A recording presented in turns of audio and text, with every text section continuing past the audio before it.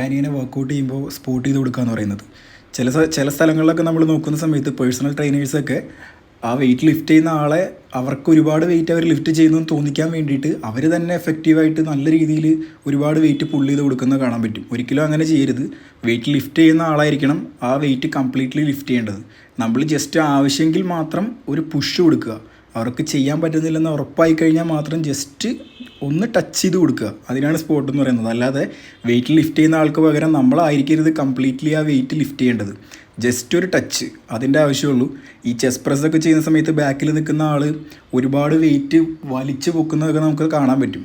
അതൊരിക്കലും ചെയ്യാൻ പാടില്ലാത്തൊരു കാര്യമാണ്. ഒന്നാമത്തെ കാര്യം, ആ ചെയ്യുന്ന ആൾക്കത് ഫുൾ ഫോമിൽ ചെയ്യാൻ പറ്റില്ല. ബാക്കിൽ നിന്ന് സ്പോട്ട് ചെയ്യുന്ന ആളുടെ ഷോൾഡറും കാര്യങ്ങളൊക്കെ ഇഞ്ചേർഡ് ആവാൻ ചാൻസ് ഉണ്ട്. ഈ വെയിറ്റ് ലിഫ്റ്റ് ചെയ്യുന്ന സമയത്ത് ആവശ്യമെങ്കിൽ മാത്രം ജസ്റ്റ് ഒന്ന് സപ്പോർട്ട് ചെയ്യുക. പൊക്കാൻ പറ്റുന്നില്ല എന്ന് കണ്ടു കഴിഞ്ഞാൽ എടുത്തു വയ്ക്കാനായിട്ട് ഹെൽപ്പ് ചെയ്യുക. അത്രമാത്രം ചെയ്യേണ്ട കാര്യമുള്ളൂ. ഇതേപോലുള്ള കൂടുതൽ വീഡിയോസിന് വേണ്ടിയിട്ട് ഇപ്പോൾ തന്നെ ഫോളോ